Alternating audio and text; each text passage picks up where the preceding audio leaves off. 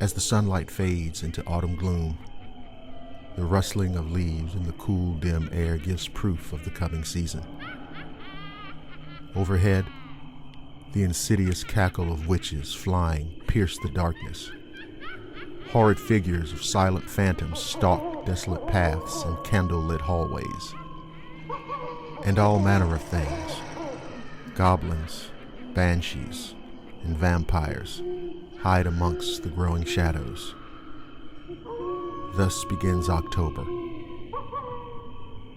Blackwater Media presents Halloween Horrors.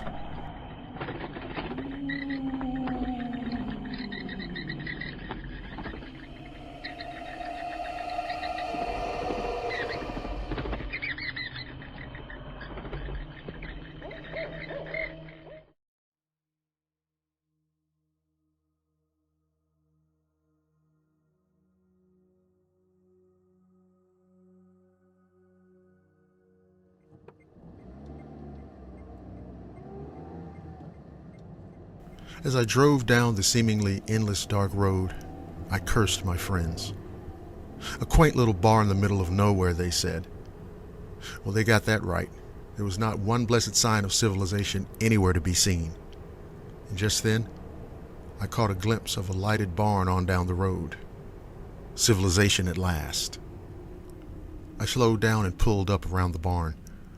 My headlights caught a number of wagons, carriages, and buggies parked beside it. They were having an old-time barn dance, I thought, as I pulled in and made my way to the door.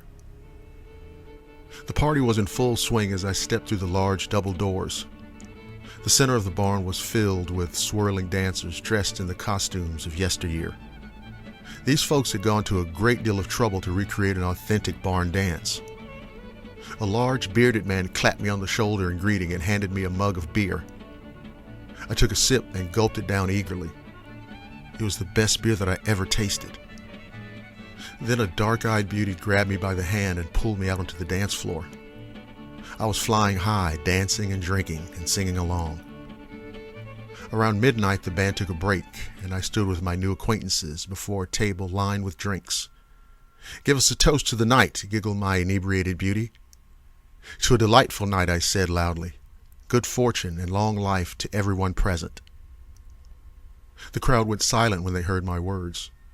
The stillness grew, flowing outward like a wave until you could have heard a pin drop.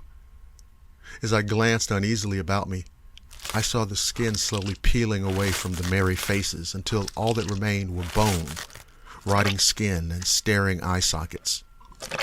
The girl in my arms was nothing but a skeleton in a moldy blue dress. With a gasp of horror, I dropped my mug and leapt away from the skeleton.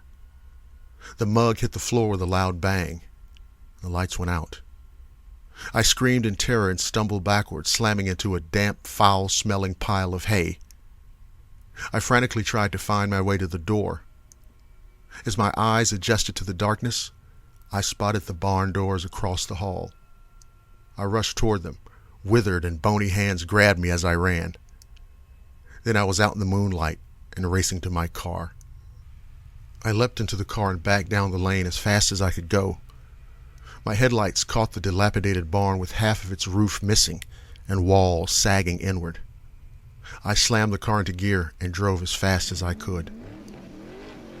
Somehow, I found the way back to my home and spent the remainder of that restless night sleeping with the light on in my bedroom.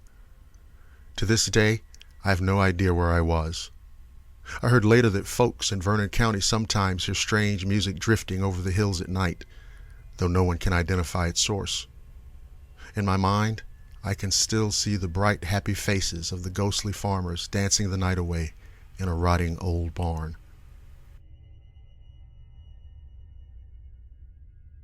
Thank you for listening to this story. And from Blackwater Media to all of you, have a happy Halloween.